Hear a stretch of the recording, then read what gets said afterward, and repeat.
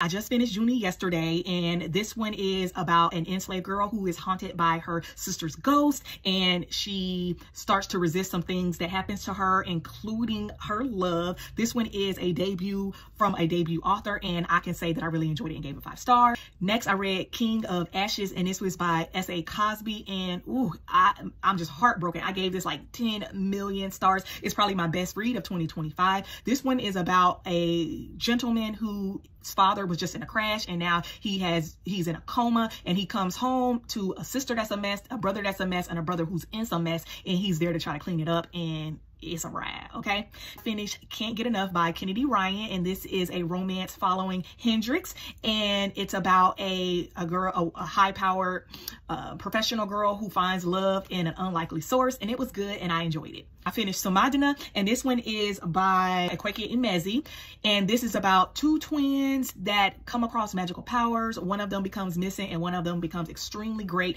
and we go on this journey with one of the twins. Death of the Author, and this is by Nnedi Okorafor, and this one is about an author, an African author who writes a story that becomes a bestseller, and she becomes literally immersed and intertwined in her story and starts to live out her story. So I really enjoyed that one as well. Finished a fiction book called The Art of Balancing Burnout, and this one is by Vanessa Autry, and I read this one because it was the end of the school year and I was really battling burnout and compassion fatigue, and yeah, it was what it was. I can't ever say if I enjoy fiction or not because I kind of knew everything that was going to be said, or everything that was said. It was just condensed in a format that I was able to digest at the time, so it did what it was supposed to do. At a Ring Shop, P. Djeli Clark, and this one is I want to say like a fantasy realism about like some demons, clans and demons, and a lot of tragic things happening.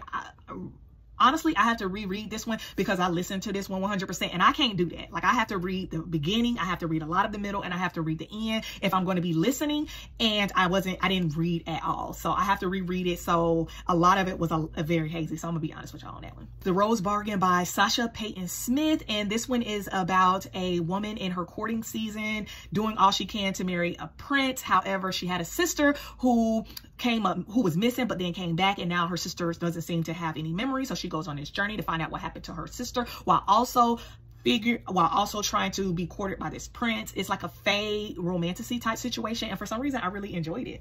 But Not Broken by Mary Monroe. This one is in the post-segregation era South, and it is part of her Lexington series, which I love. It is so messy, so much drama, but long story short, we are following Naomi, who navigates a marriage, love, tragedy, and when something tragic happens to her husband, we see how she messily handles it. Books that I have read lately,